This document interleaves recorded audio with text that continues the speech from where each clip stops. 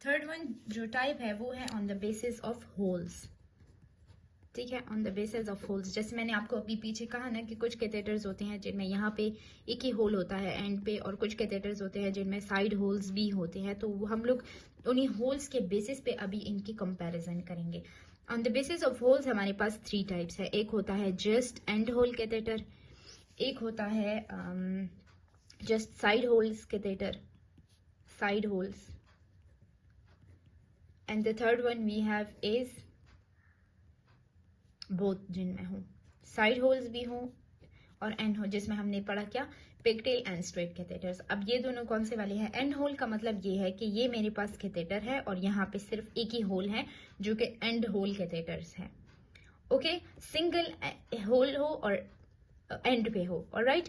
इनके एग्जांपल में आते हैं साइड विंडर कैथेटर्स जो कि हमने पढ़े, साइड विंडर कैथेटर्स जो कि हमने पढ़े, types of catheters on the basis of their shape, side vendor.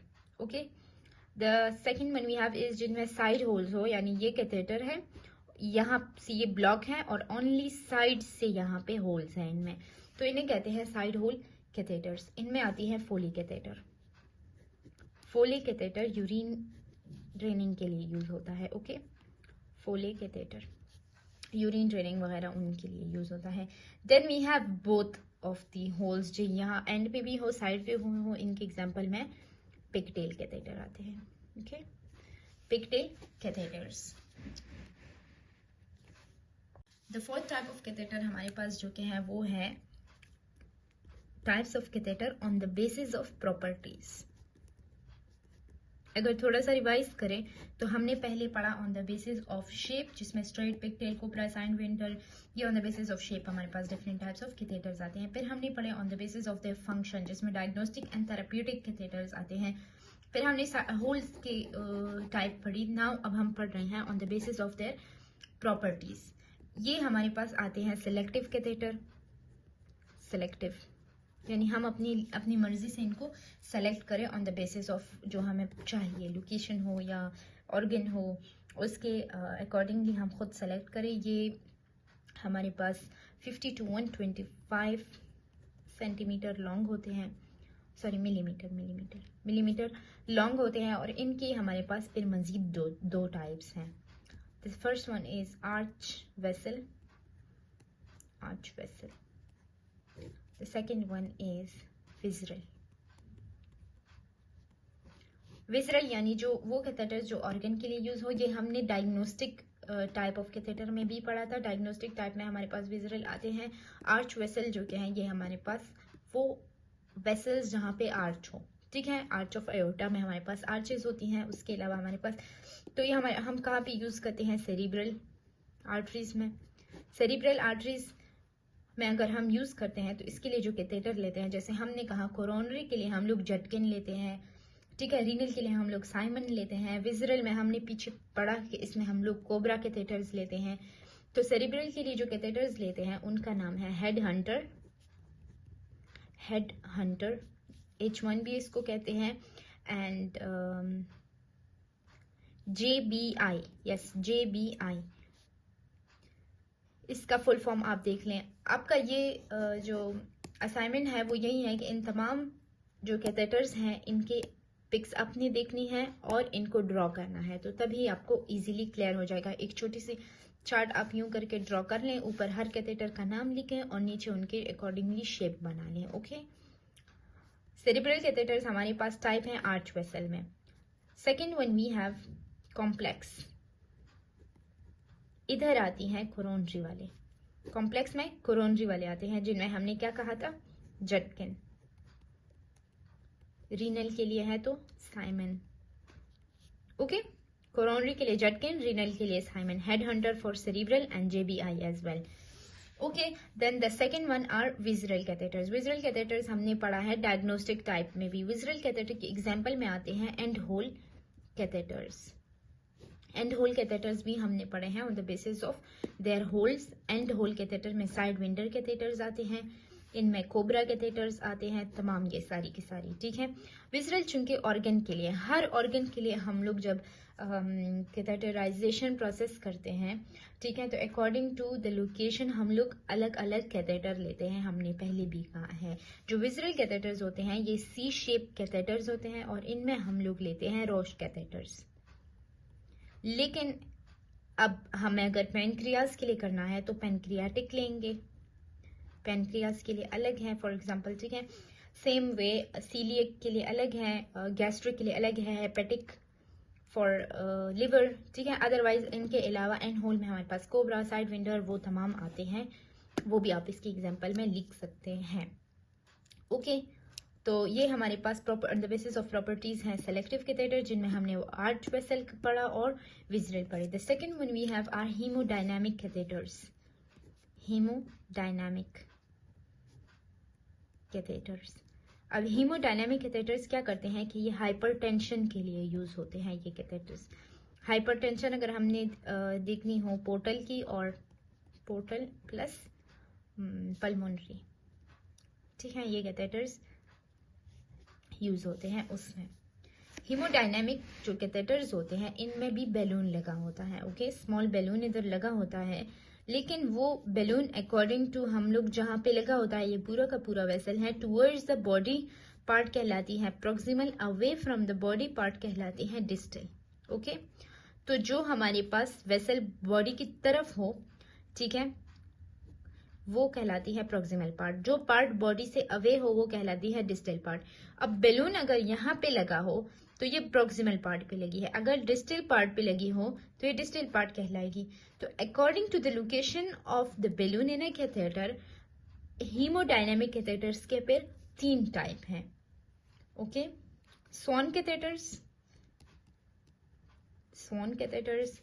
Burman catheters, Berman and reverse Berman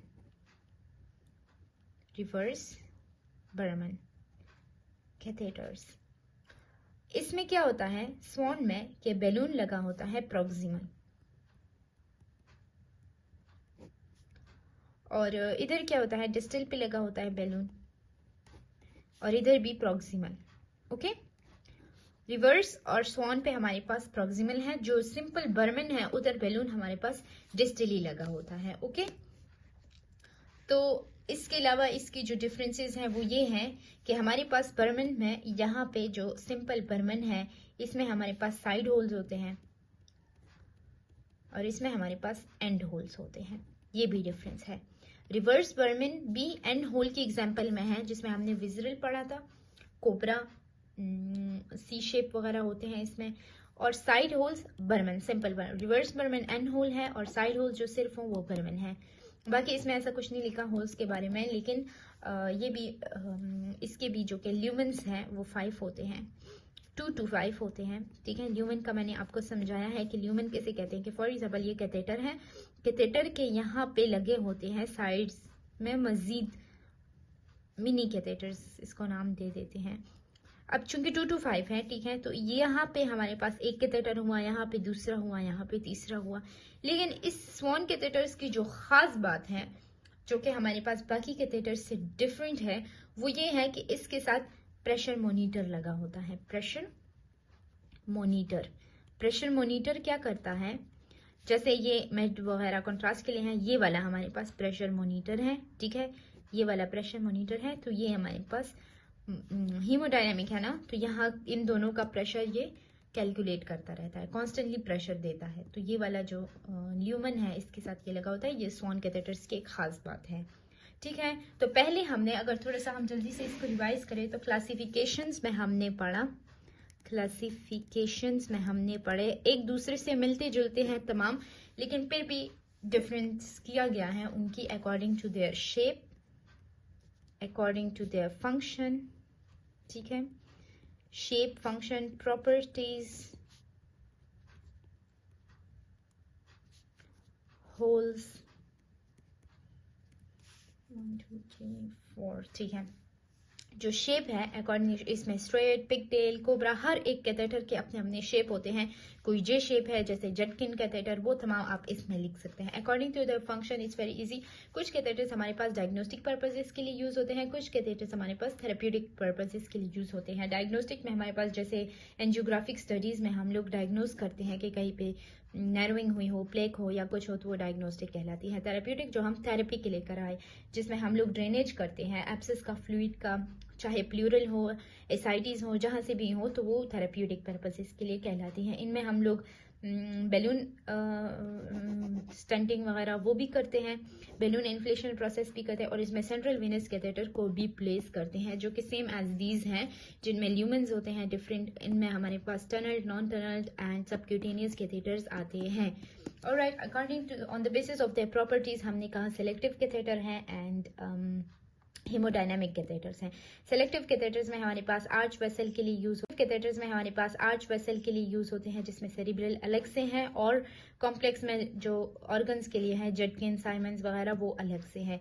फिर हमने पढ़े विजरल हर ऑर्गन के लिए जो एनहोल कैथेटर्स हैं वो हमने पढ़े। हीमोडायनेमिक्स के लिए पढ़े, हीमोडायनेमिक हाइपरटेंशन को कंट्रोल करती हैं, चेक करती हैं, ठीक है।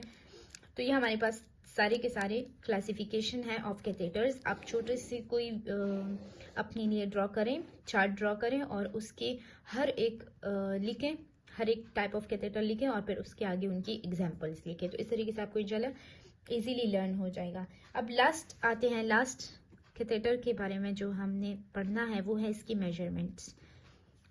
हमारे पास जितना कोई जो हमने स्टडी करना है, चाहे वो डायग्नोस्टिक के लिए, चाहे वो थेरेप्यूटिक हो, दोनों पर्पजेस के लिए, जहाँ पे हमारा लोकेशन होता है, तो उस लोकेशन के मुताबिक हम लोग लेते हैं कैथेटर। अब फॉर एग्जांपल ब्रेन सेरिब्रल में हमने लेना है हेड हंटर कैथेटर। तो हेड हंटर कैथेटर अगर हम लोग ले रहे हैं, उसके लिए उसका जो पाथवे है हम लोग चूज करें फ्रॉम आर्च ऑफ एओर्टा, तो उसका इतना लेंथ नहीं होना चाहिए जितना फ्रॉम, अगर हम लोग वो ग्रोइन से ले रहे हैं, तो फिर अकॉर्डिंग टू दैट वो लोकेशन, वो साइज ऑफ कैथेटर इंक्रीज होना चाहिए। तो मेजरमेंट्स है, कैथेटर के अपनी साइजेस हैं, ठीक है, साइजेस हैं, एंड इनकी अपनी डायमीटर्स हैं, डायमीटर्स होती हैं। ओके, हमारे पास जोसेफ कैरियर एक साइंटिस्ट था, ठीक है, जोसेफ कैरियर साइंटिस्ट था। इसने कहा, इसने एक यूनिट इन्वेंट किया, फ्रेंच गॉड या फ्रेंच स्केल। इसने ये यूनिट इन्वेंट किया और इसने कहा कि हम इसको कैथेटर के साइजेस के लिए यूज कर सकते हैं। ओके, तो इसने क्या कहा कि नॉर्मली तो डायमीटर जो कि है मिलीमीटर में यूज होता है, ठीक है। तो इसने कहा कि अगर डायमीटर कैथेटर का हमारे पास 1 मिलीमीटर है, तो फ्रेंच में वो होगा इक्वल टू 3 फ्रेंच। अगर हम ले लें 1 फ्रेंच, तो वो डायमीटर में इक्वल होगा 1/3 मिलीमीटर। तो ये हमारे पास इसकी यूनिट्स हैं ऑफ द डायमीटर। बाकी लेंथ में हम लोग, मैंने आपको कहा कि सिलेक्टिव जो कैथेटर्स हैं हमारे पास 50 to 125 मिलीमीटर होते हैं। नॉर्मली कैथेटर्स हमारे पास 300 मिलीमीटर तक यूज होते हैं, 50 to 300। ओके, तो ये यूनिट ऑफ डायमीटर है, मेजरमेंट्स हैं इसकी। तो I hope I have cleared everything इस टॉपिक में जो भी था। तो उम्मीद है मैंने आपको सब कुछ क्लियर करके बता दिया होगा। बाकी किसी भी चीज़ में अगर कोई भी आपको एक्सप्लेनेशन चाहिए, कोई भी कंफ्यूजन है कुछ, तो आप शेयर कर सकते हैं। Thank you so much for watching. अल्लाह हाफिज़।